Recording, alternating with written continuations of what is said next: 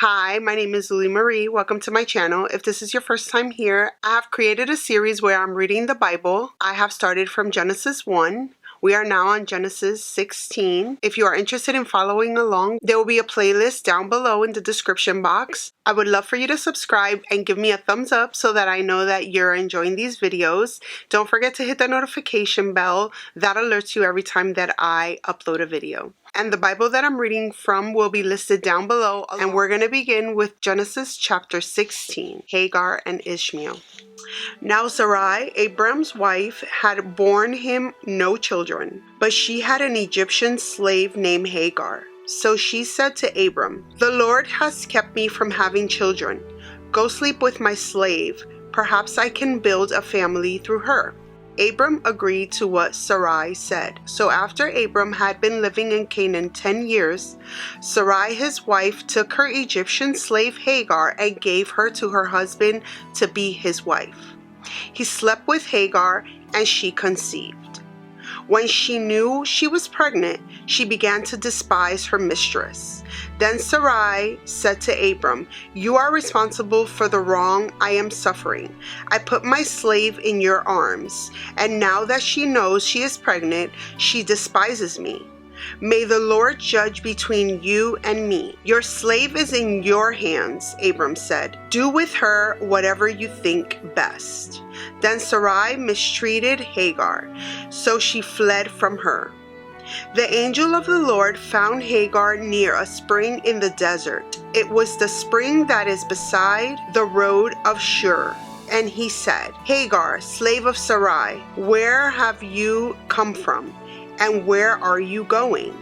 "I'm running away from my mistress Sarai," she answered. Then the angel of the Lord told her, "Go back to your mistress and submit to her." The angel added, "I will increase your descendants so much that they will be too numerous to count." The angel of the Lord also said to her, "You are now pregnant. You will give birth to a son. You shall name him Ishmael, for the Lord has heard of your misery. He will be a wild donkey of a man. His hand will be against everyone, and everyone's hand against him, and he will live in hostility toward all his brothers." She gave this name to the Lord who spoke to her. "You are the God who sees me," for she said, "I have now seen the one who sees me." That is why the well was called Bir Lahi Roi. It is still there between Kadesh and Bered. So Hagar bore Abram a son, and Abram gave the name Ishmael to the son she had born. Abram was 86 years old when Hagar bore him Ishmael. Genesis chapter 17, the covenant of circumcision. When Abram was 99 years old, the Lord appeared to him and said, "I am God Almighty. Walk before me faithfully and be blameless. Then I will make my covenant between me and you and will greatly increase your numbers." Abram fell face down, and the Lord said to him, "As for me, this is my covenant with you. You will be the father of many nations. No longer will you be called Abram. Your name will be Abraham, for I have made you a father of many nations. I will make you very fruitful. I will make nations of you, and kings will come from you. I will establish my covenant as an everlasting covenant between me and you and your descendants after you for the generations to come, to be your God and the God of your descendants after you. The whole land of Canaan, where you now reside as a foreigner, I will give an everlasting possession to you and your descendants after you, and I will be their God." Then God said to Abraham, "As for you, you must keep my covenant, you and your descendants after you for the generations to come. This is my covenant with you and your descendants after you, the covenant you are to keep. Every male among you shall be circumcised. You are to undergo circumcision, and it will be the sign of the covenant between me and you. For the generations to come, every male among you who is 8 days old must be circumcised, including those born in your household or brought with money from a foreigner, those who are not your offspring. Whether born in your household or brought with your money, they must be circumcised. My covenant in your flesh is to be an everlasting covenant. An uncircumcised male who has not been circumcised in the flesh will be cut off from his people. He has broken my covenant. God also said to Abraham, as for Sarai, your wife, you are no longer to call her Sarai. Her name will be Sarah. I will bless her and will surely give you a son by her. I will bless her so that she will be the mother of nations. Kings of peoples will come from her. Abraham fell face down. He laughed and said to himself, will a son be born to a man 100 years old? Will Sarah bear a child at the age of 90? And Abraham said to God, if only Ishmael might live under your blessing. Then God said, yes, but your wife Sarah will bear you a son, and you will call him Isaac. I will establish my covenant with him as an everlasting covenant for the descendants after him. And for Ishmael, I have heard you. I will surely bless him.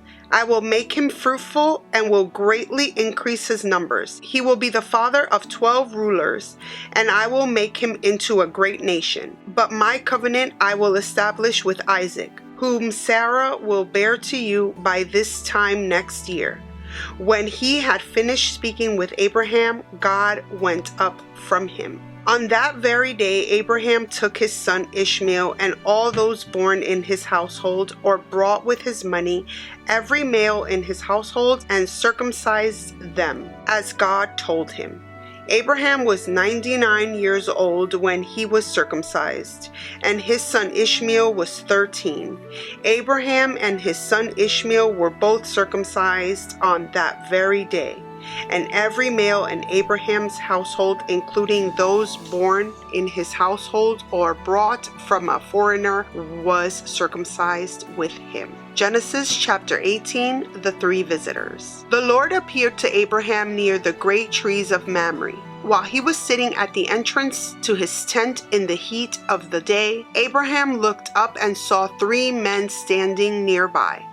When he saw them, he hurried from the entrance of his tent to meet them and bowed low to the ground. He said, if I found favor in your eyes, my lord, do not pass your servant by. Let a little water be brought, and then you may all wash your feet and rest under this tree. Let me get you something to eat, so you can be refreshed and then go on your way, now that you have come to your servant. Very well, they answered. Do as you say. So Abraham hurried into the tent to Sarah. Quick, he said, get 3 seahs of the finest flour and knead it and bake some bread. Then he ran to the herd and selected a choice, tender calf and gave it to the servant, who hurried to prepare it. Then he brought some curds and milk and the calf that had been prepared and set these before them. While they ate, he stood near them under a tree. Where is your wife Sarah? They asked him. There, in the tent, he said. Then one of them said, I will surely return to you about this time next year, and Sarah, your wife, will have a son. Now Sarah was listening at the entrance to the tent, which was behind him. Abraham and Sarah were already very old, and Sarah was past the age of childbearing. So Sarah laughed to herself as she thought, after I am worn out and my Lord is old, I will now have this pleasure. Then the Lord said to Abraham, why did Sarah laugh and say, will I really have a child now that I am old? Is anything too hard for the Lord? I will return to you at the appointed time next year, and Sarah will have a son. Sarah was afraid, so she lied and said, I did not laugh. But he said, yes, you did laugh. Abraham pleads for Sodom. When the men got up to leave, they looked down toward Sodom, and Abraham walked along with them to see them on their way. Then the Lord said, Shall I hide from Abraham what I am about to do? Abraham will surely become a great and powerful nation, and all nations on earth will be blessed through him. For I have chosen him so that he will direct his children and his household after him to keep the way of the Lord by doing what is right and just, so that the Lord will bring about for Abraham what he has promised him. Then the Lord said, the outcry against Sodom and Gomorrah is so great and their sin is so grievous that I will go down and see if what they have done is as bad as the outcry that has reached me.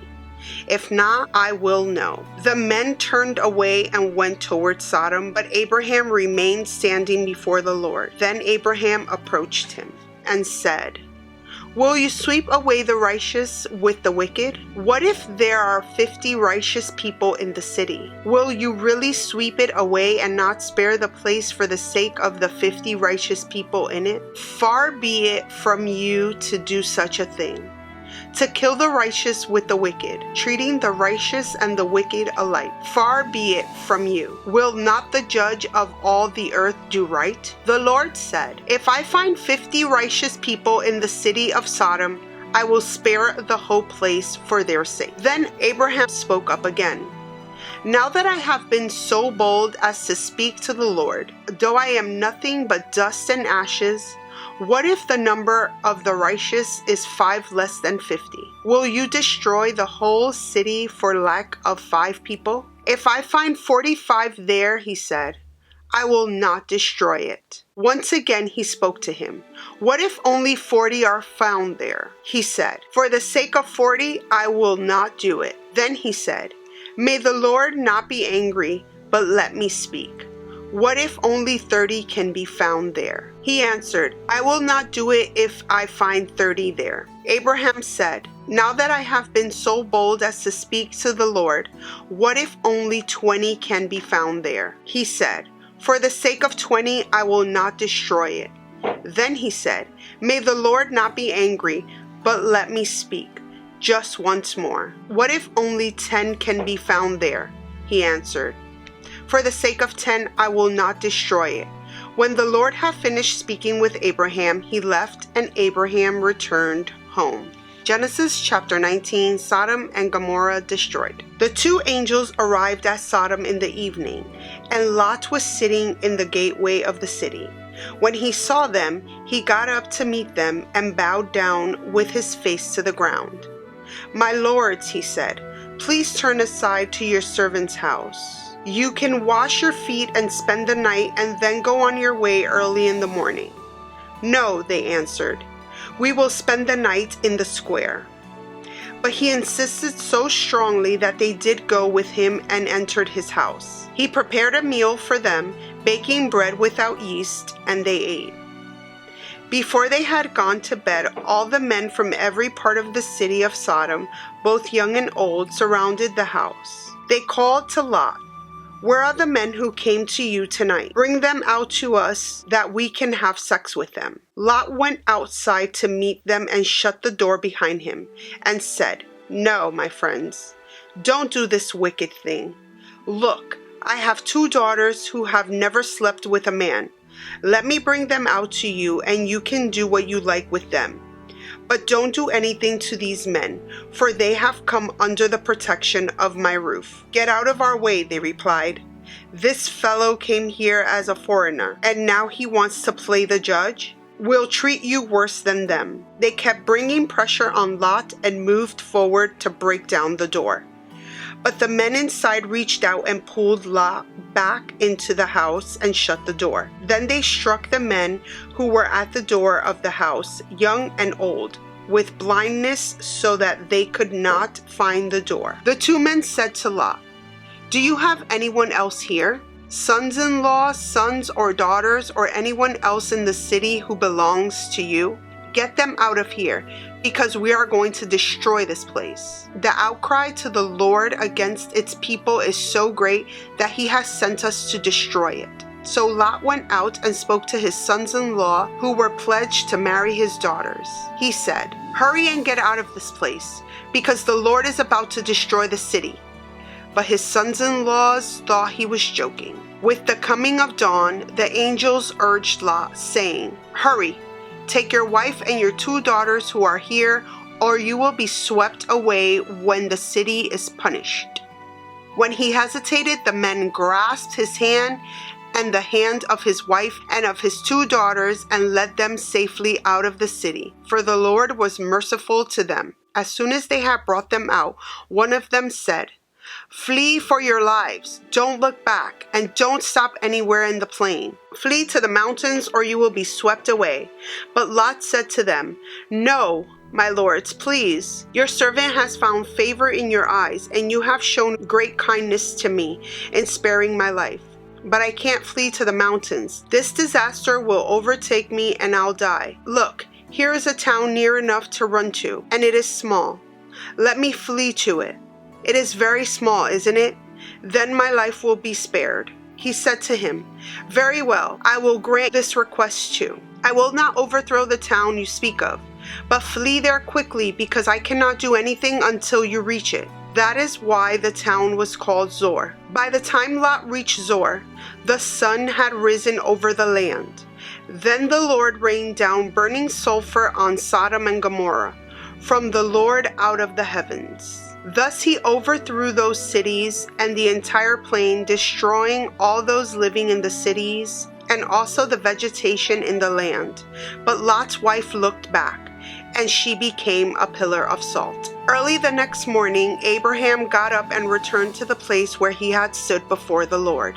He looked down toward Sodom and Gomorrah, toward all the land of the plain, and he saw dense smoke rising from the land, like smoke from a furnace. So when God destroyed the cities of the plain, he remembered Abraham, and he brought Lot out of the catastrophe that overthrew the cities where Lot had lived. Lot and his daughters. Lot and his 2 daughters left Zor and settled in the mountains, for he was afraid to stay in Zor. He and his 2 daughters lived in a cave. One day the older daughter said to the younger, "Our father is old, and there is no man around here to give us children, as is the custom all over the earth. Let's get our father to drink wine and then sleep with him and preserve our family line through our father." That night they got their father to drink wine, and the older daughter went in and slept with him. He was not aware of it when she lay down or when she got up. The next day the older daughter said to the younger, "Last night I slept with my father. Let's get him to drink wine again tonight, and you go in and sleep with him so we can preserve our family line through our father." So they got their father to drink wine that night also, and the younger daughter went in and slept with him. Again, he was not aware of it when she lay down or when she got up. So both of Lot's daughters became pregnant by their father. The older daughter had a son, and she named him Moab. He is the father of the Moabites of today. The younger daughter also had a son, and she named him Ben-Ami. He is the father of the Ammonites of today. I'm going to conclude my reading for today. Thank you for being here. I'm so grateful that you took the time to be here with me today, and I can't wait to see you in my next video. Many blessings to you. Bye.